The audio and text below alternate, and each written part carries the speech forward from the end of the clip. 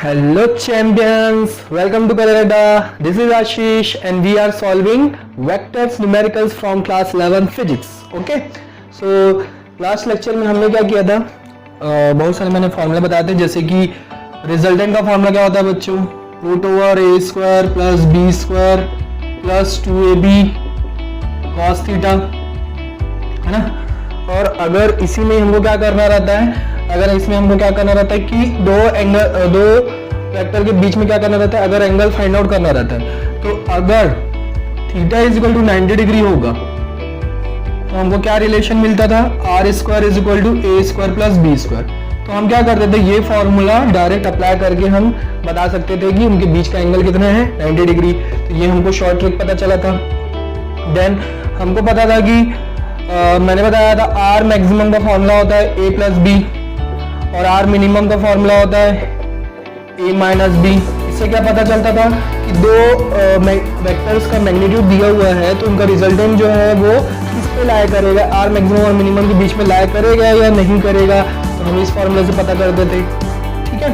और क्या एग्जाम्पल, और क्या फॉर्मूला बताया था आपको, ये फॉर्मूला बताया था कि दो वेक्टर है, उनका सम जो है थर्ड वेक्टर से अगर लेस देन होता है तो R is not equal to 0 होता है, और अगर a plus B greater than 0 होता है तो r इज इक्वल टू 0 होता है। तो ये मैंने दो आपको कितने ऐसे शॉर्ट ट्रिक्स बताए थे लास्ट लेक्चर में। इससे रिलेटेड हमने न्यूमेरिकल भी सॉल्व किए थे, क्वेश्चंस भी सॉल्व किए थे, तो आज भी हम कंटिन्यू करेंगे। और ये फॉर्मूलाज जो है आपको क्या हो जाएगा, दिमाग में एकदम अच्छे से बैठ जाएगा। तो फॉर्मूला अगर लर्न करना है तो हमको ज्यादा बेटर है कि हम क्या करें, न्यूमेरिकल सॉल्व करें। Okay, let's start. So question number 1 हम सॉल्व करते हैं। फॉर्मूला यहाँ पे हम लिखे रहने देते हैं। तो what is question number 1? Question number 1 is a body moves the east the velocity with velocity 20 km per hour and then due north with velocity of 15 km per hour। पहले क्या कर रहा है, एक बॉडी जो है ईस्ट की direction में 20 किलोमीटर पर आवर की स्पीड से चल रहा है, वेलोसिटी से चल रहा है। देन फिर वो कहाँ जा रहा है, then due north with velocity of 15 kilometre per hour. फिर वो नॉर्थ की तरफ जा रहा है, कितनी वेलोसिटी से, 15 किलोमीटर पर आवर की वेलोसिटी से, ठीक है। द रिजल्टेंट वेलोसिटी इज, अब इनकी रिजल्टेंट वेलोसिटी फाइंड आउट करनी है। तो हमको ट्रायंगल लॉ से पता है रिजल्टेंट वेलोसिटी कैसे फाइंड आउट करते हैं। ट्रायंगल लॉ के लिए भी हम रिजल्टेंट का फॉर्मूला यही अप्लाई करते हैं, है ना। तो ट्रायंगल लॉ के लिए क्या बोलता है कि दो वेक्टर्स जो है वो क्या होनी चाहिए, सेम ऑर्डर में होना चाहिए, और उनका रिजल्टेंट जो होता है वो क्या होता है, ऑपोजिट ऑर्डर में होता है। तो ये इनका रिजल्टेंट है। रिजल्टेंट की वैल्यू फाइंड आउट करनी है, कुछ नहीं करना, हमको ये फॉर्मूला उठा के यहाँ पे लिख देना है, ठीक है। तो ए स्क्वायर मतलब 20 स्क्वायर, मैग्नीट्यूड गिवन है हमको, तो डायरेक्ट मैग्नीट्यूड की वैल्यू मैग्नीट्यूड पुट करते हैं, और ए की वैल्यू 20, बी की वैल्यू 15, कॉस, अच्छा दोनों के बीच का एंगल कितना है, 90 डिग्री, तो कॉस 90। इसका मतलब ये वाला टर्म क्या हो गया, 0 हो गया। आपका आंसर क्या मिल गया, 20 square that means 400 and 15 square that means 225, तो 625।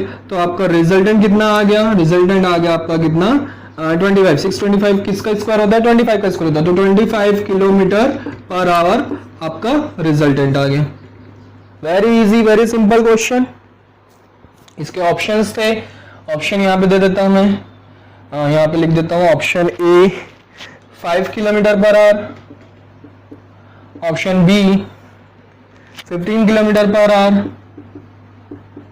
Option C 20 kilometre per hour, and option D 25 kilometre per hour. तो हमारा ऑप्शन कौन सा हुआ, option D is correct answer. Clear है बच्चों, बहुत ही इजी क्वेश्चन था। तो आपको फॉर्मूला लर्न करना है बच्चों। फॉर्मूला लर्न कैसे होगा, न्यूमेरिकल सॉल्व करके, that is my guarantee for you. अब जितने न्यूमेरिकल सॉल्व करोगे फॉर्मूला थ्योरी ऑटोमेटिक क्या हो जाएगा, फिजिक्स का क्लियर होता चला जाएगा, है ना। हमसे न्यूमेरिकल से नहीं बनता है, इसीलिए हमको फिजिक्स क्या लगने लगता है, डर लगने लगता है फिजिक्स से, कि फिजिक्स टफ है यार, बहुत टफ सब्जेक्ट है बोलते हैं। बट अगर जिस दिन आप क्या करो, न्यूमेरिकल बनने लगेंगे आपसे, आई एम श्योर फिजिक्स आपको इजी लगने लगेगा। Question number 2, what is saying question number 2, given that, हमको गिवन है क्या, vector A plus vector B is equal to vector A minus vector B, ये हमको गिवन है। This can be true, this can be true when, ये कब true हो सकता है पूछ रहा है। ऑप्शन है हमको, option A vector A is equal to vector 0, मतलब 0 वेक्टर है। Option B vector B is equal to vector 0। Option C neither A nor B is a null vector, है ना, neither A nor B is a null vector. Null vector किसको बोलते हैं, 0 vector को हम क्या बोलते हैं, नल वेक्टर बोलते हैं। Next option D A is perpendicular to B, option D क्या है, A is perpendicular to vector B. तो आपको बताना है कि ये चीज जो है vector A plus B and vector A minus B जो है ये कौन से ऑप्शन के लिए ट्रू हो सकता है।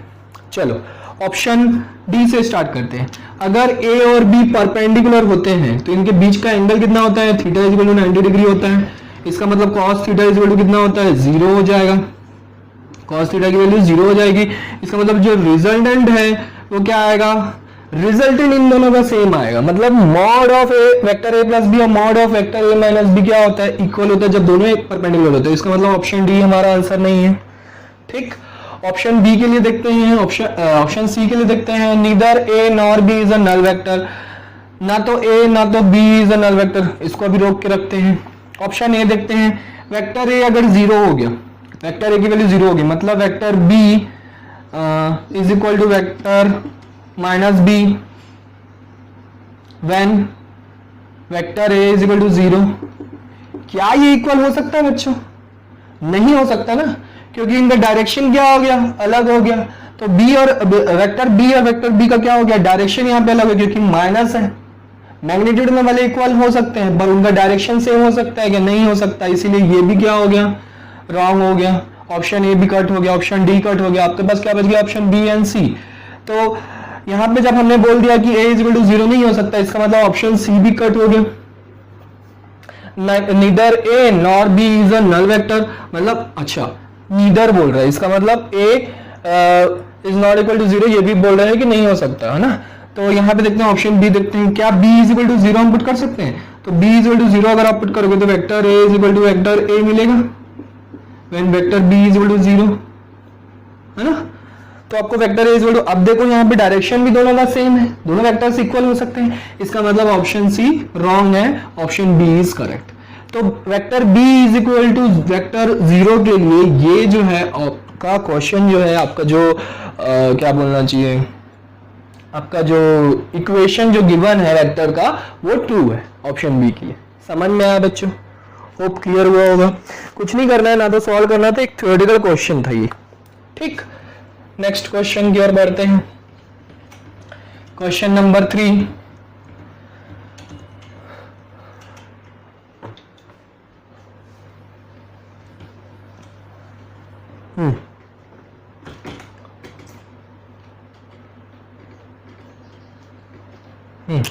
क्वेश्चन नंबर 3 क्या बोलते हैं बच्चों, let's see what is the question number 3. Question number 3 is the magnitudes of vectors vector a, vector b and vector c are 12, 5 and 13 units. Vector a का मैग्नीट्यूड गिवन है हमको कितना, 12, वेक्टर b का magnitude given है 5 and vector c का magnitude given है 13, है ना। अब हमको क्या करना है रिस्पेक्टिवली, एंड हमको और क्या गिवन है, vector a plus vector b is equal to vector C given है। The angle between vectors A and B, अब हमको क्या करना है, थीटा फाइंड आउट करना है फॉर ए एंड बी के बीच का, फॉर नहीं, between A and B, between A and B हमको क्या करना है, थीटा फाइंड आउट करना है। ऑप्शन देख ले बच्चों, ऑप्शन ए है 0 डिग्री, ऑप्शन बी है पाई, ऑप्शन सी है π/2 एंड ऑप्शन डी है, ऑप्शन डी क्या है, π/4, है ना। अभी मैंने जब क्वेश्चन 1 करवाया था तो अभी यहाँ पे लिखा भी हुआ है, देखो अगर थीटा इज इक्वल टू क्या होता है बच्चों 90 डिग्री होता है तो cos थीटा की वैल्यू क्या हो जाती है 0 हो जाती है।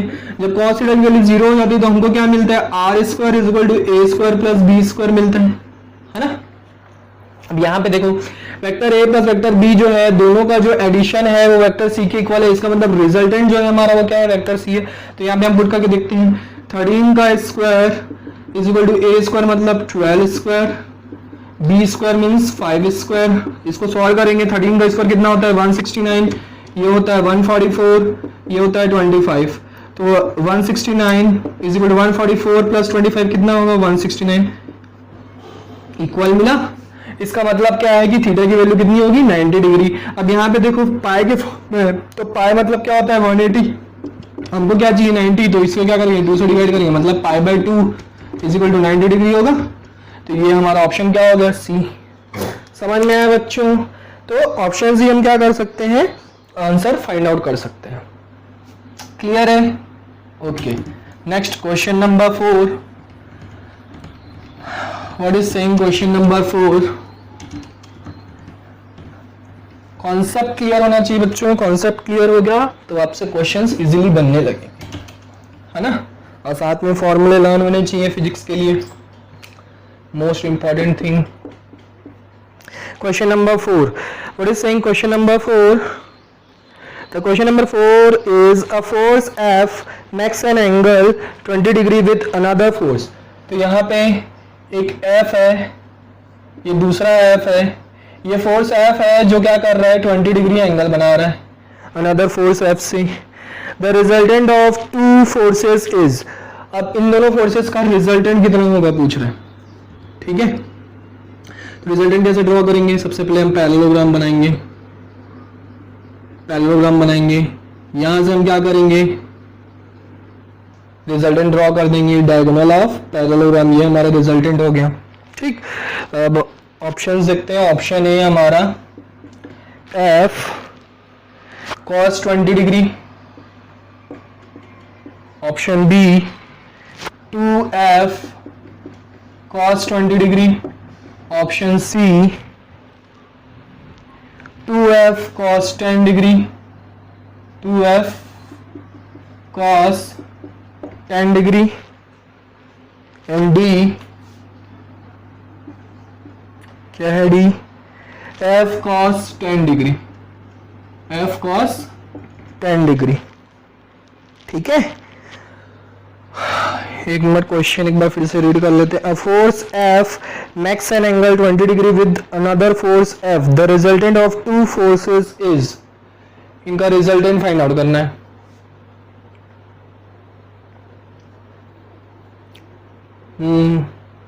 लेट्स सी रिजल्टेंट का फॉर्मूला क्या होता है।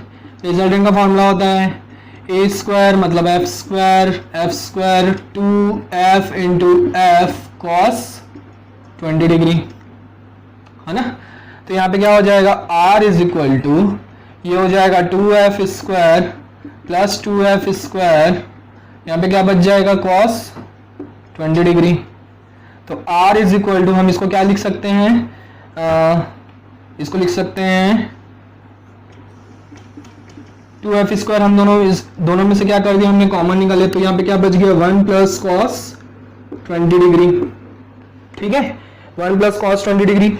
अब एक बात बताओ 1 प्लस cos 20 डिग्री, अच्छा इसका फॉर्मूला देखते हैं हम। cos 2 theta is equal to क्या होता है, cos 2 theta is equal to क्या होता है cos square theta 2 cos square theta minus 1, ये फॉर्मूला होता है ना। हमको क्योंकि यहाँ पे cos में आंसर लेके आना है तो हम क्या करेंगे cos में लिखेंगे। अब यहाँ पे देखो ये ट्रिग्नोमेट्री का फॉर्मूला होता है बच्चों, आपको इसको लर्न करना पड़ेगा कि 2 थीटा है यहाँ पे और यहाँ पे एंगल कितना है थीटा, मतलब इसका जस्ट हाफ है। अगर मैं यहाँ पे क्या लिख दूं cos थीटा लिख दूं तो ये क्या हो जाएगा 2 cos square theta by 2 minus 1 हो जाएगा। समझ में आ रहा है। यहाँ पे देखो 2 थीटा था तो यहाँ पे ओनली थीटा मतलब इसका जस्ट हाफ हो गया। अब यहाँ पे अगर थीटा है तो इसका हाफ लेंगे मतलब थीटा बाई 2 लेंगे।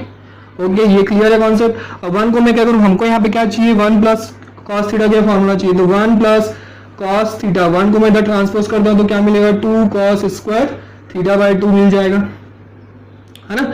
अब 1 प्लस cos थीटा, थीटा की वैल्यू क्या है 1 प्लस cos 20 डिग्री, तो क्या हो जाएगा 2 cos स्क्वायर थीटा की वैल्यू 20/2 मतलब 10 डिग्री हो जाएगा। यहाँ पे पुट करते हैं हम, तो r इक्वल टू आपको क्या मिल जाएगा 2f square into 2 cos square 10 degree हो जाएगा, 20/2 मतलब 10 डिग्री। अब यहाँ पे देखो 2 और 2 का पेयर बन के बाहर एक 2 आ जाएगा, f स्क्वायर के लिए क्या हो जाएगा f हो जाएगा, cos स्क्वायर के लिए भी क्या हो जाएगा cos 10 डिग्री। तो ये आपका क्या हो गया फाइनल आंसर हो गया। तो आपका ऑप्शन कौन सा हुआ 2f cos 10 degree, option C is correct. थोड़ा सा ट्रिकी क्वेश्चन था बच्चों, और थोड़ा सा आपको क्या करना पड़ेगा ट्रिग्नोमेट्री के फॉर्मूले लर्न करने पड़ेंगे। तो ये बेसिक फॉर्मूले आपको लर्न होने चाहिए, ठीक। Note it down fast. Okay, now next question, question number 5 is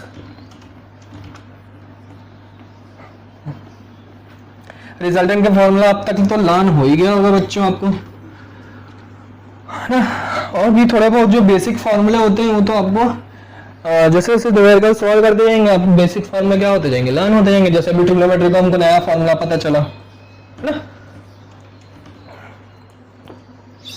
next question number 5th, what is saying question number 5th, two forces are such that the sum of their magnitudes is, अच्छा sum of their magnitudes is, ऐसा question मैंने last lecture में आपको करवाया था कि दो forces का सम कितना है 18 है, मैग्नीट्यूड उसका सम गिवन है, रिजल्टेंट का मैग्नीट्यूड गिवन है हमको कितना 12, ठीक है।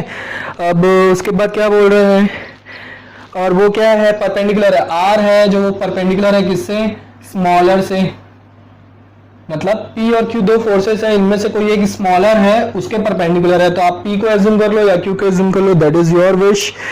And the magnitude of the forces, magnitude of the forces हमको क्या करना है फाइंड आउट करना है।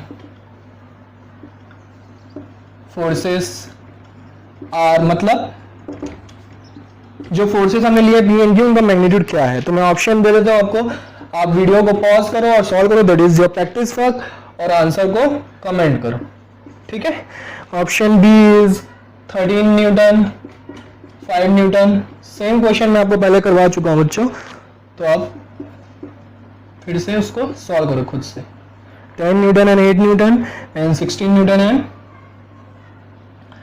16 न्यूटन एंड 2 न्यूटन, ठीक। Do fast and comment your answer.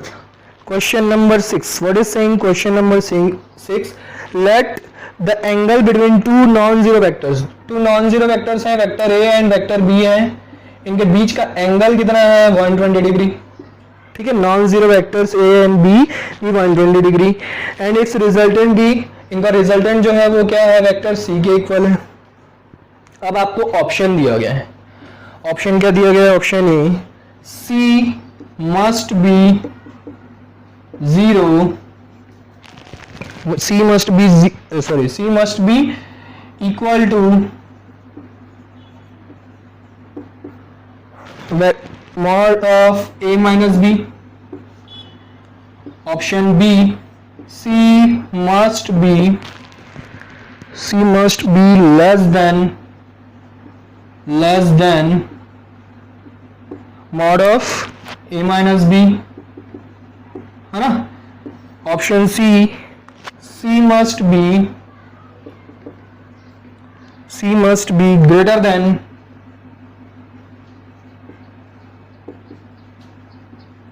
mod of A minus B, and option D जो है वो आपको क्या गिवन है, C may be equal to mod of A minus B, C may be equal to mod of A minus B। अब ये जो बोला है, ठीक 120 डिग्री है, मतलब cos 120 डिग्री, रिजल्टेंट का फॉर्मूला यहाँ पे देखो cos थीटा की वैल्यू क्या करे अगर हम 120 डिग्री पुट करते हैं, ठीक है। तो cos 120 डिग्री की वैल्यू कितनी होती है, cos 60 डिग्री की वैल्यू होती है 1/2, 120 डिग्री की वैल्यू कितनी होगी -1/2, है ना। -1/2 मतलब r का फॉर्मूला आपको क्या मिलेगा, r का फॉर्मूला मिलेगा a square plus b square minus 2 cancel हो जाएगा, माइनस ab आ जाएगा, ठीक है। रिजल्टेंट जो है वो किसके इक्वल है, वेक्टर c के इक्वल है बोल रहा है। तो यहाँ पे हमको सी की वैल्यू क्या मिल गई, A square plus B square minus A B, ये मॉड ऑफ सी की वैल्यू है।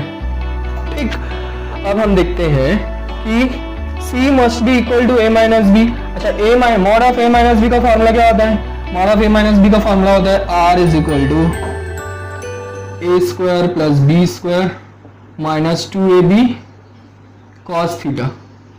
ठीक है, तो क्या mod of A minus B के इक्वल होगा, यही mod of A minus B का फॉर्मूला है। अगर यहाँ पे आप cos 120 डिग्री करते हैं, है ना, cos 120 डिग्री करते हैं, -1/2 पुट करेंगे तो माइनस माइनस क्या हो जाएगा, प्लस हो जाएगा, है ना। तो ये a माइनस बी के इक्वल होगा क्या, नहीं होगा, ऑप्शन इज रॉन्ग। समझ में आ रहा मैं क्या बोल रहा हूं।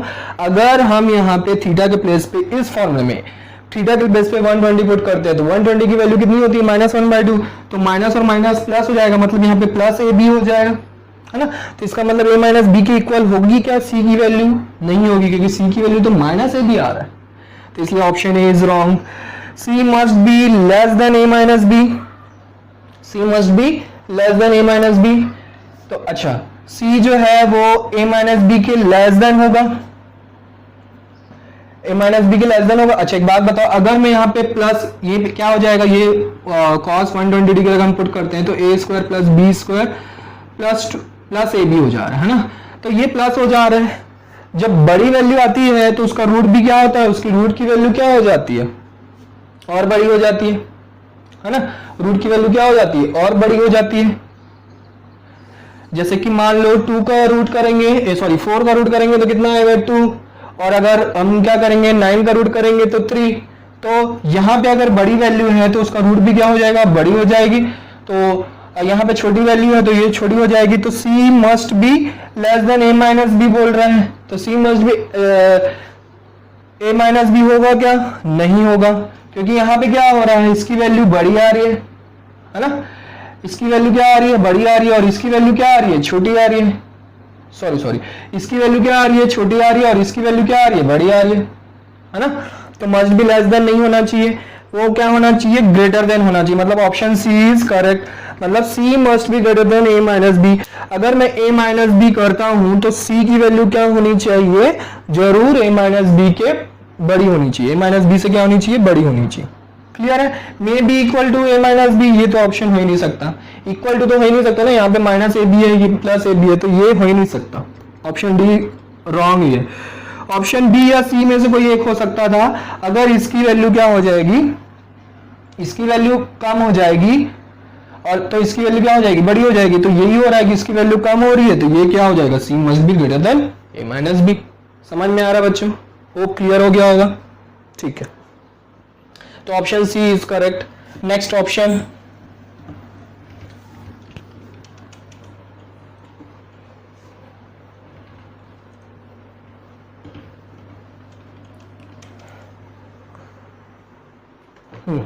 next question number 7. What is saying question number 7? Question number 7 is let vector c is equal to vector a plus b. Vector c is equal to हमको गिवन है क्या, वेक्टर a plus b। तो इसके लिए option given है हमको, क्या option given है, mod of vector c is always greater than vector a, is always greater than vector a। Option B क्या गिवन है, it is possible to have less than and mod of vector c less than mod of vector b, है ना। And option C जो है वो c is equal to a plus B, मतलब c जो है वो a प्लस बी के इक्वल है। और ऑप्शन डी जो है c is never equal to a plus b, c is never equal to a plus b, है ना। तो अब यहाँ पे हम देखेंगे कि c की वैल्यू जो है वो वेक्टर a प्लस बी के कैसे इक्वल आएगी, कब इक्वल आएगी, जब always vector a mod of vector a और जो है मॉड ऑफ वेक्टर c जो है वो always greater than vector a के इक्वल, मतलब ग्रेटर देन होना चाहिए, तभी आएगी क्या। अगर a से बड़ी होगी इसकी वैल्यू तो a प्लस बी के बराबर कैसे होगी, a प्लस बी के बराबर कैसे होगी, नहीं हो सकती ना, तो option is wrong. Option C देखते हैं, सी जो है वो a प्लस बी के इक्वल होगा क्या, नहीं हो सकता, है ना, ये वेक्टर की बात कर रहा है, ये क्या कर रहा है, सॉरी इसका क्या है, c is equal to a plus B, हाँ ये मैग्नीट्यूड की बात कर रहा है, वो वेक्टर की बात कर रहा है, c is not equal to a plus B, ये भी नहीं हो सकता।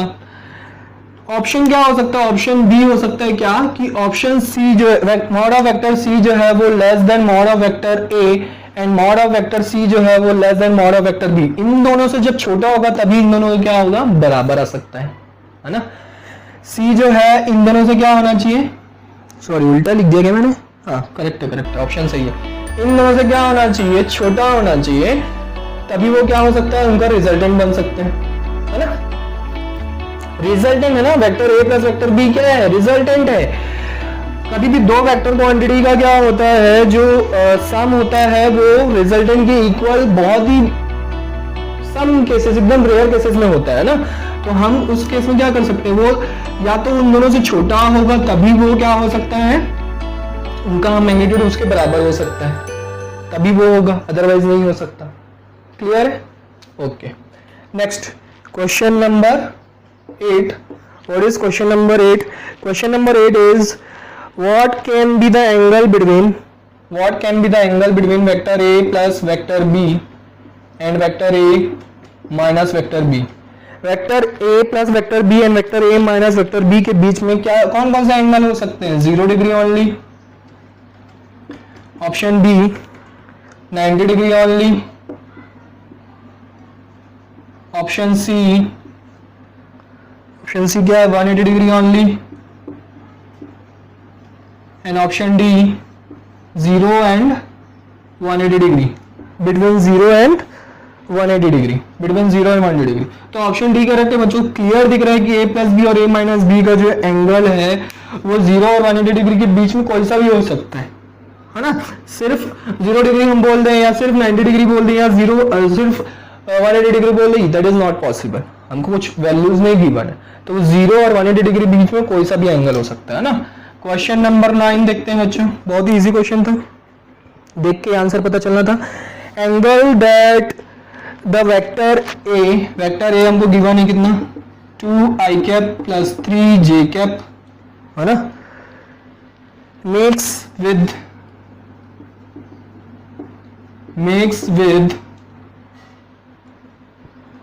y एक्सिस, सॉरी किसके साथ बना रहा है, ये y एक्सिस के साथ बना रहा है, मेक्स विद y एक्सिस, है ना, where i and j are unit vectors along x and y axis respectively. तो ये जो है एंगल जो है वो y एक्सिस के साथ बना रहा है, तो उस एंगल को हमें क्या करना है, फाइंड आउट करना है। चलो देखते हैं। tan इनवर्स, फर्स्ट है tan इनवर्स 3/2, ऑप्शन बी है tan इनवर्स 2/3, ऑप्शन सी है sin इनवर्स 2/3 और ऑप्शन डी है cos इनवर्स कितना 3/2, है ना। चलो देखते हैं। एक वेक्टर है जो x एक्सिस में कितना बना रहा है 2 और y एक्सिस में कितना बना रहा है 3, है ना। ये 2i कैप है और ये 3j कैप है, ये y एक्सिस है और ये वेक्टर a है, ठीक। अब ये क्या कर रहा है, y एक्सिस के साथ एंगल थीटा बना रहा है, y एक्सिस के साथ क्या बना रहा है, एंगल थीटा बना रहा है। मतलब y एक्सिस के साथ जब एंगल थीटा बना रहा है तो इसका मतलब ये जो हो गया इसका बेस हो गया, और जो ये हो गया ये इसका जो 2i है ये क्या हो गया, इसका परपेंडिकुलर हो गया 2i कैप, है ना। यहां से लेके यहां तक क्या हो गया, ये परपेंडिकुलर हो गया और ये इसके लिए क्या हो गया, बेस हो गया। तो जब आप क्या करोगे, एंगल फाइंड आउट करोगे तो एंगल का फॉर्मूला क्या लगाते हैं हम, थीटा फॉर्मूला लगाते हैं। तो tan थीटा का फॉर्मूला क्या होता है, परपेंडिकुलर अपॉन बेस। तो परपेंडिकुलर क्या है हमारा 2 और बेस कितना है हमारा 3, तो थीटा इज इक्वल टू क्या मिल जाएगा, tan इनवर्स 2/3। अभी तक कई बच्चों ने 3/2 आंसर बता दिया होगा, है ना। Option A is correct, no option A is wrong, correct answer is tan inverse 2/3। उसने y एक्सिस के साथ बोला है। क्वेश्चन में देखो बच्चों कैसे घुमाया है, ये CPMD का क्वेश्चन पूछा हुआ है ना। y एक्सिस के साथ बोला है कि वो एंगल बना रहा है, तो वो कितना एंगल बना रहा है वो फाइंड आउट करना है। क्वेश्चन को थोड़ा सा घुमा दिया है, ठीक है। तो आप नोट कर सकते हैं वीडियो को पॉज करके, और मैं चाहूंगा कि आप प्रैक्टिस कीजिए और प्रैक्टिस कीजिए। नेक्स्ट लेक्चर में मैं और न्यूमेरिकल्स आपके लिए लेके आऊंगा और फर्दर फॉर्मूले हम क्या करेंगे, यूज करेंगे, और इसी फॉर्मूले से रिलेटेड हम और क्वेश्चन सॉल्व करेंगे ताकि आपका ये जो वेक्टर से रिलेटेड जो फॉर्मूला है वो आपका क्या हो जाए, अच्छे से क्लियर हो जाए। Okay champions, bye bye, take care, see in the next lecture.